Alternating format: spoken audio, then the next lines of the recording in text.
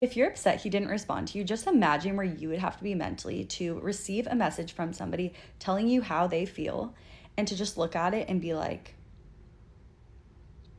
I'm hungry. I'm gonna go make some food now and just never think about it again. Like, I'm sorry, that is crazy. I could have no feelings for somebody and still have the audacity to respond. Yeah, because men are checking out now. Get used to it, girlies. Controversial opinion? Stop getting mad at men when they ghost you. This is something my father taught me, that when a man is hanging out with you, sees you, seeks you, he will put you into 3 boxes. Number 1, she's ugly to me. I don't want to do anything with her.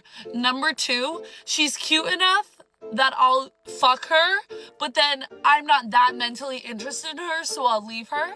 Or 3, I see this woman in a wedding dress. If a man is not actively chasing you and doesn't see you on that wedding day, then he just doesn't care about you. Stop trying to convince yourself, well, maybe this, maybe that. There is no such thing as a maybe with men. It's either I'm interested in her, I'm gonna see her again. I'm interested in her, I'm going to talk to her again. I'm going to want to provide something to her. And if a man is not actively doing that to you, it means he does not give a shit. No other way to say it. He literally could give a fuck about what he does to you or what you do to him. So please, pack your bags if you don't have a man giving you what you will provide. Why is it so hard for women to grasp the fact that they are no more the prize now, and there can be absolutely no reason for men to avoid them? Men are learning to be good on their own. Accept it. Just a reminder that the Bible literally says that it is better for your husband to be starving in a desert land than it is for him to live in a house with a wife who is beefing with him all the time.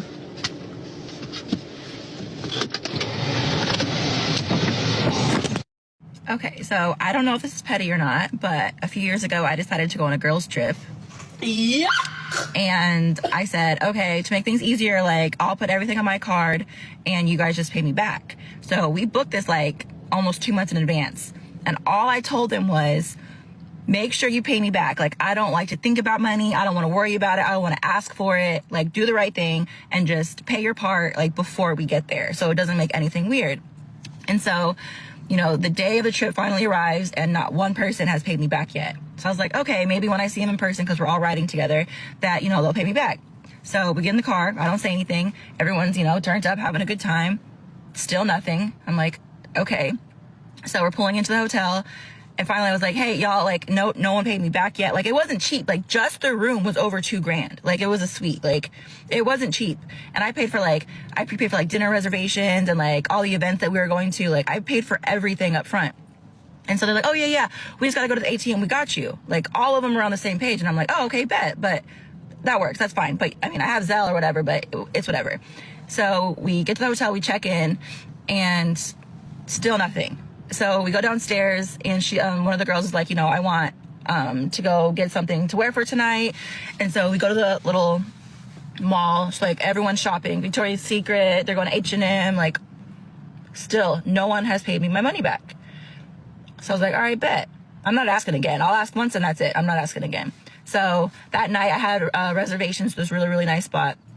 And so everyone gets super dressed up, and we go to dinner. And like 20 minutes in, I'm like, hey, I'll be right back. I went back to the hotel room. I changed into some sweatpants. I packed up went down to the front desk, and I said, I am checking out of room, blah, blah, blah. And no one's allowed in there because I'm the only name on the reservation. I canceled all the reservations that we had. I canceled all the events that we were going to. I took an Uber to the airport, rented a car, and drove my ass home. Better to live in a desert than with a quarrelsome and nagging wife. Whoa now, that says a lot about what men need to do for a better life.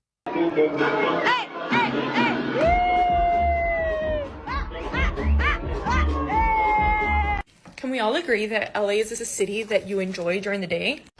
Post-pandemic, nightlife in LA is non-existent. I know there's gonna be some people that are gonna be like, oh my god, girl, you just don't know where to go. Have you gone here? Have you gone there? No, stop trying. I go out, no one dances, no one wants to raise their hand and, like, you know, fist bump. Everyone's out here wearing tennis shoes. Like, what? Okay, I'm part of the problem. But like, high days, dancing on couches, One Oak days, running into celebrities at the club, I think it's kind of over. When that died, my rule of only drinking in Mexico on special occasions and weddings was born. Because I was like, I came to this realization and I was like, oh my gosh, like LA is a city that you want to enjoy during the day. There's so much to do during the day. Why am I going to drink at night and wake up late and be groggy all day when LA is a city that is fun during the day? And once you realize that, your life in LA becomes so exciting. Because I feel like I see a lot of people like, oh my gosh, I moved to LA, it's so boring. Yeah, because you keep trying to go out to clubs that are dead and then spend the whole day in bed, groggy, hungover, not enjoying the fun part of the day. Even like day drinking is fun in LA, going on a hike, going to an event, even going to a concert. And that point was just proven to me this past Saturday because I went to a coffee shop meetup where basically it was a coffee shop at 10 a.m. and they had DJ sets for like 4 hours. Everyone was there sober, sipping on their cold brew, matcha, whatever source of caffeine that they decided to have. And it was so fun. And I like was hearing the people behind me and they're like, oh my gosh, sober fun. Like, this is so cool. Like, everyone just meeting up. It was so wholesome. I feel like more and more people are craving like experiences like that versus like a nightclub. Like, I think nightclubs are kind of dead. Even Run Club is funner than like a nightclub. I know people are going to roll their eyes and be like, not a run clubber. But I think just like reframing our idea of LA will help everyone have a better LA experience. Because when I realized, like, I used to be that girl. I was like, LA's not fun. It's not fun at night.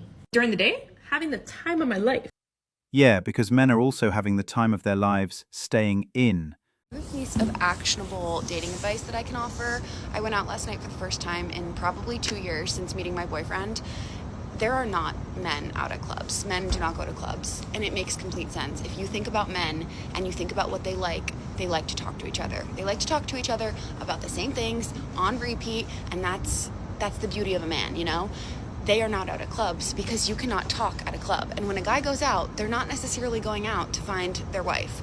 They're going out to have fun and to maybe meet someone out that doesn't really require talking. If you want to meet someone where you can talk and build a relationship, you need to go somewhere where the men are talking. And I stand by this. I got bullied by the whole world by it. Wilfie and Nell. You got to go to Wilfie and Nell. You have to go to bars like Wilfie and Nell. Channel what I'm saying on a molecular level. Wilfie and Nell is a small bar where men go after work. After work, men like to talk. They like to drink. They like to talk to other people. On a Saturday night, a man is blowing off steam. Also, this is like my type of man. I don't know what your type of man is, but my type of man, he's not out uncing at a club. And I think back to when I was struggling through the dating trenches, I was looking for my worst nightmare in all of the wrong places. Like, I was at a club looking for my husband, but my husband was at his desk. Like, that's, you know, it's never, this is the advice you need to hear. You're not gonna meet the amount of people who are going to meet their significant other clubbing is very small. And then if you also consider that you probably if you're like me, you don't really like clubbing, that percentage of people who go clubbing looking for a husband who also doesn't like to club, like, the math doesn't math on that. Everyone on this, don't mind me, I'm rolling out. Everyone on this app is like, where are all the hot guys in New York City? I go to these bars, I bar hop, and I see zero hot men. Where are they? They're running, babes. Unfortunately, they're running on the East River or the West Side Highway. More so on the West Side Highway, so way more eye candy last weekend when I ran there. Sometimes Central Park is good, but I think the rivers are your best bet. They go to bed early on the weekend and they wake up and they run. That's where the hot men are at. Thank you for letting us know. You won't have men there in a few years too. I better pay attention to me tonight. I'm so fucking sick of this shit. Touch a boob, buy a drink. I mean, it's like very fucking simple. Sorry, ladies, but we're just not approaching you in the year 2025. We're not going up to you, buying you a drink just so you can fucking reject us, just so you can ghost our texts. We're done with it. You dress up, looking cute, looking all fancy, standing around, acting like you're the shit, just so you can reject cool, handsome, intelligent, smart, funny men like me. The boys have figured you out and we're not going for it anymore. We thought you dressed up for other women and not the male gaze. I've noticed something. There are so many restaurants and bars closing in LA at an exponential rate. Every weekend there's a restaurant closing.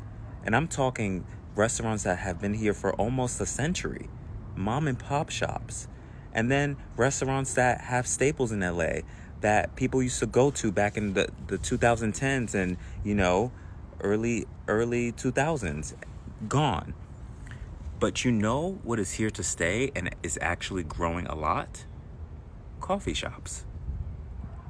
Every single corner, there's a new coffee shop opening. Coffee shop opening December 2025. Coffee shop opening next year. Coffee shop opening.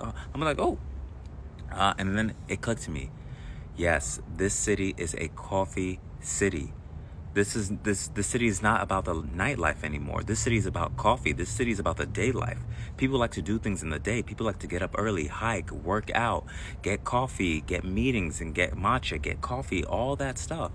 But people don't go out to bars here. This is not a nightlife city. People don't, like to spend money on going out to restaurants anymore. People like coffee shops.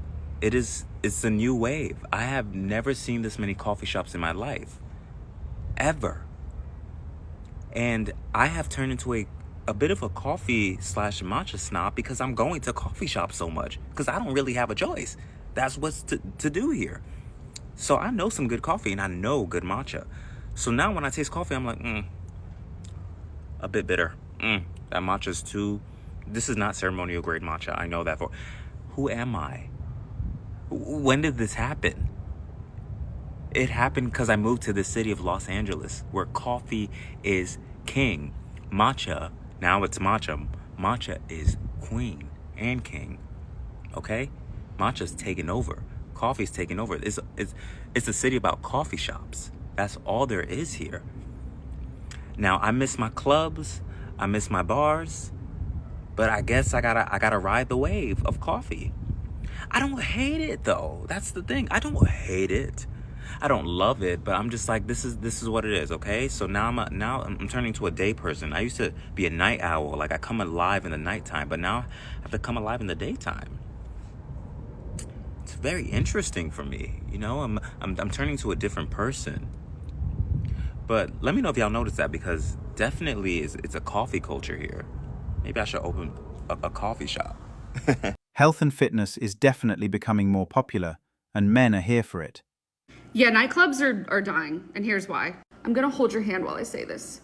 Nobody wants a table anymore.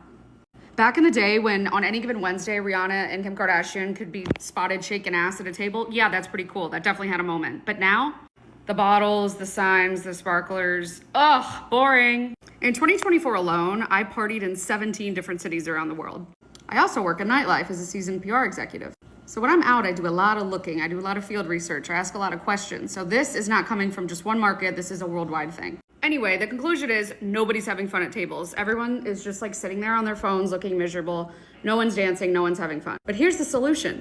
If clubs just remove tables in the middle section and open that up as a dance floor, win-win. Right now, clubs, especially in LA, are so jam-packed with tables that you can't even mix and mingle. Like if you see a hot guy across the bar, you can't even shoot your shot because there's a bouncer in the way.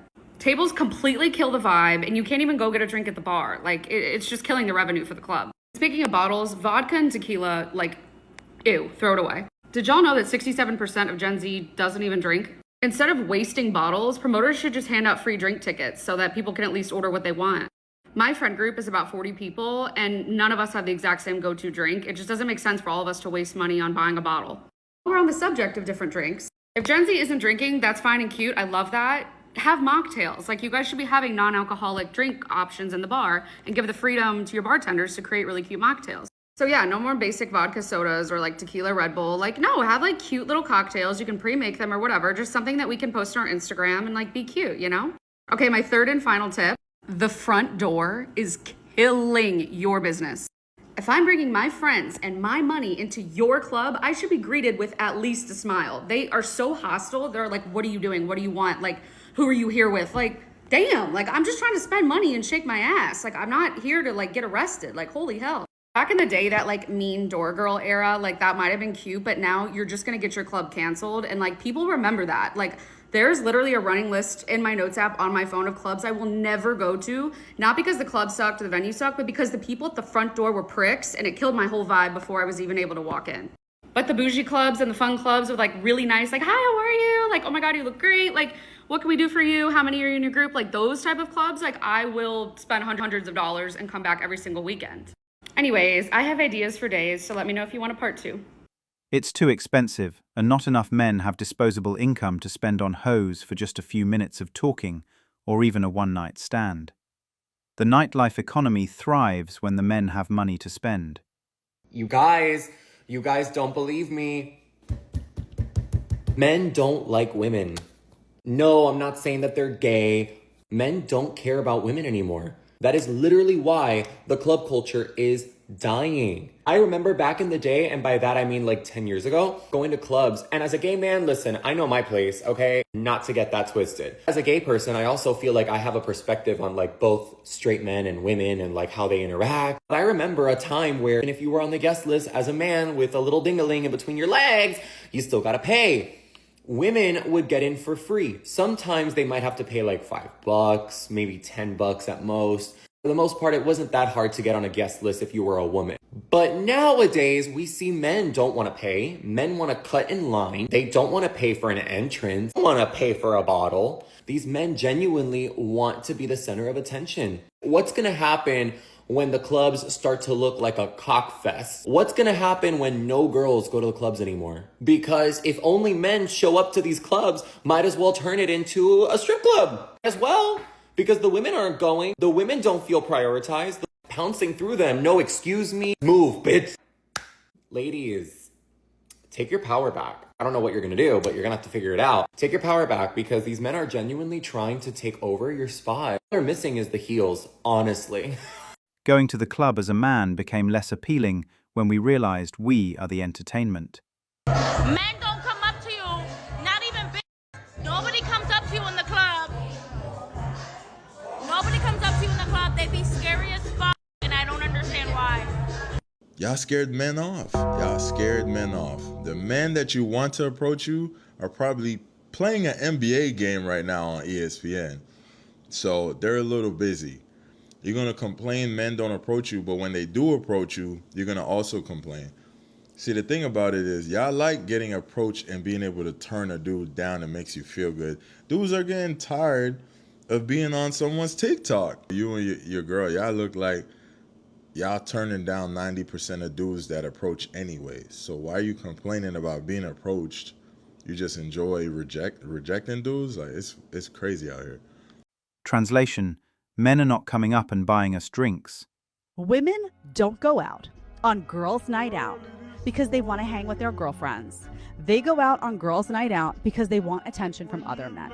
That's why they do it. Otherwise, they would stay at home and they would dance in their friend's house, or they would go out and they would be dressed in jeans and a t-shirt. They would not be half naked at the bar, drunk, with their girlfriends. It doesn't make any sense. It doesn't, okay? And you will find over and over again the bachelorette parties, the girls' night out, all of that stuff looking shady as it comes. They get sloppy as they drink. They kind of forget that guy at home. Or they maybe don't make out with anyone or do anything, but they get phone numbers, or they get guys coming over to them, or they get their free drinks, or they do their little grinding dance. And it's like what happens in Vegas stays in Vegas moment, right?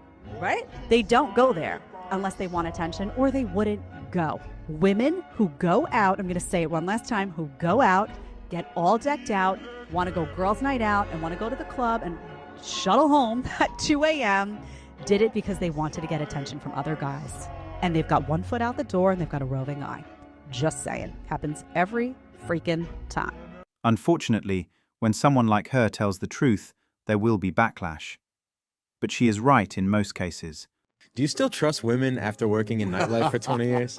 You know, obviously, you see a lot of cheating. I remember a girl was on a girls' night out in the bar, and she basically, her friends left and she got talking to a guy. Obviously, she had the wedding ring on. The guy is actually somebody I know very well. All her friends leave. She says she wants to stay. One of the friends kind of lingers for a little while, trying to get her to leave and knows what's about to go down. The girl just shoos her away. She ends up leaving. So now it's just her and him. Obviously, we're walking, you know, we know where this is going to end up. So he's looking at me going, yo, she's married. I'm like, dude, I don't want to part of this, right? Wow. Yeah, I don't really know the girl. Anyway, She gets on the phone and she's right near me at the end of the bar and she calls her husband, hey babe, Stacy's vomiting and stuff. I'm gonna stay with her and look after her and so I'm gonna be home late or I might just sleep at Stacy's house, you know, depending on how she looks. I don't know who Stacy is, but she sure ain't in the bar at this point, right?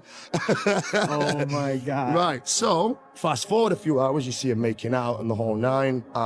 They disappear. I believe dumpsters were involved, right? Yes. Wait, what do you mean by that? Well, they disappeared. It's a hidden spot, you know. He comes back in. He's like, Rishi, I'm out. And I'm like, daps me up, leaves. I'm like, dude. She comes in 3 minutes later, just adjusting herself, calls her husband, has him pick her up at the bar, comes in, and she's introducing him to people like nothing happened. And I'm just like, I'm scarred. I'm scarred for life. All of them are single if the right man asks. Thanks for watching Manhood. If you want access to exclusive episodes and want to support the channel, hit that join button and become a member. Don't forget to like, subscribe, and share this video if it hit home. Drop your stories and thoughts in the comments. We read everyone. See you tomorrow.